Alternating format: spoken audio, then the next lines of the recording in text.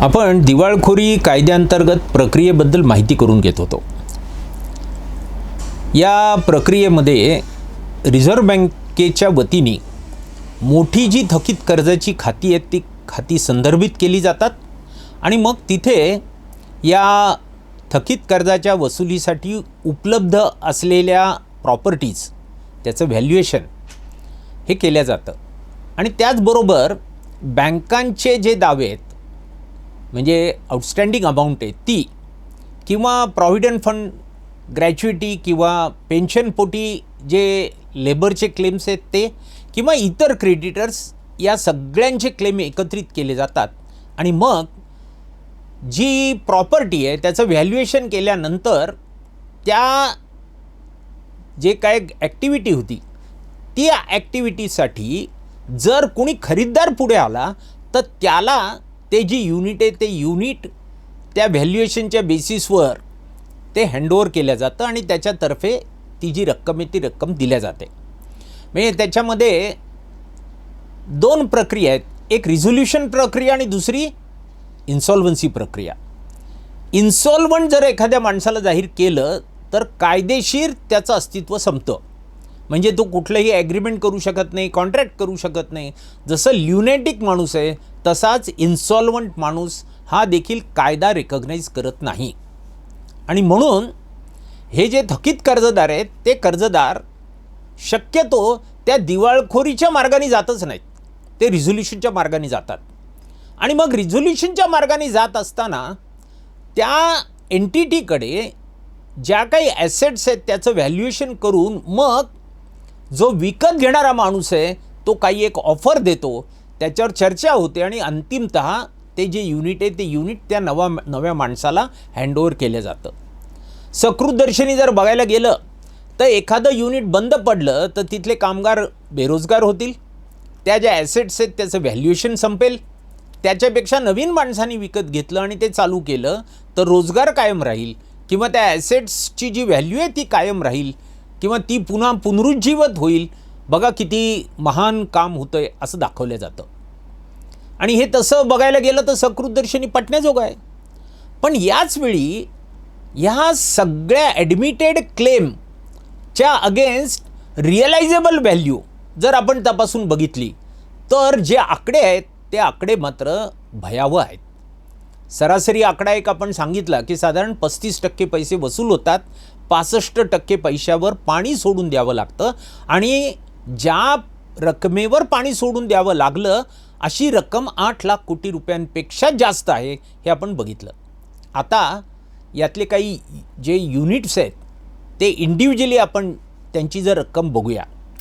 SR steel बँकांचं येणं होतं 54,550 कोटी रुपये आणि त्याच्या अगेन्स्ट एसआर स्टीलकडून बँकांना मिळाले 42,000 कोटी रुपये म्हणजे फक्त 77%। भूषण स्टील बँकांना येणं होतं 56,022 कोटी रुपये, त्याच्या अगेन्स्ट बँकांना मिळाले 35,200 कोटी रुपये म्हणजे 63% रक्कम मिळाली।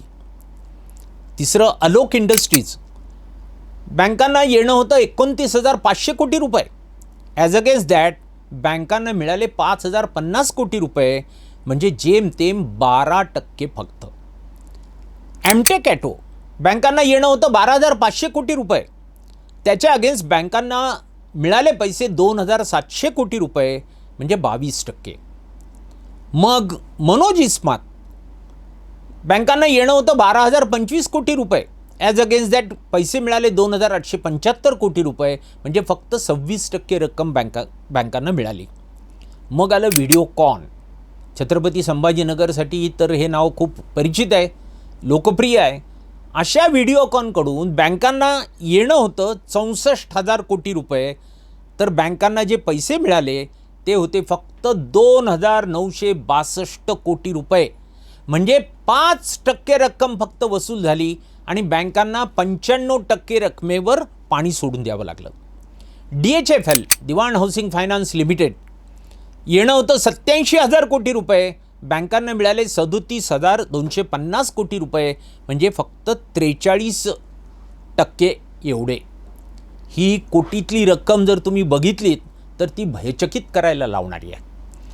सर्व शेतकऱ्यांना आत्ता जे काय कर्जमाफी झाली त्याच्यापोटी राज्य सरकारला येणारा जो बोजा आहे तो 33,000 कोटी रुपयांचा आहे.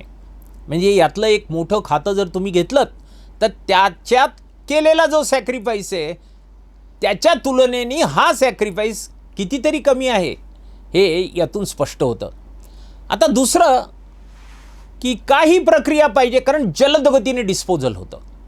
आणि जेव्हा कायदा पास केला तेव्हा असं सांगण्यात आलं होतं की कुठलाही दावा जर असेल IBC खालचा तर तो 180 दिवसामध्ये डिस्पोज ऑफ झाला पाहिजे. मग ॲडिशनल 90 दिवस दिले, म्हणजे 270 दिवसात डिस्पोज ऑफ झाला पाहिजे. मग आणखी मुदत वाढवून दिली आणि आता 330 दिवसामध्ये एखादी जर केस या IBC खाली NCLTला संदर्भित केली तर ती फायनली डिस्पोज ऑफ व्हायला पाहिजे असा दंडक आहे. पण प्रत्यक्षामध्ये जर बघाल तर ॲव्हरेज हे जे डिस्पोजल आहे ते 770 दिवसांवर आहे. म्हणजे दुपटीपेक्षा अधिक दिवस लागतात.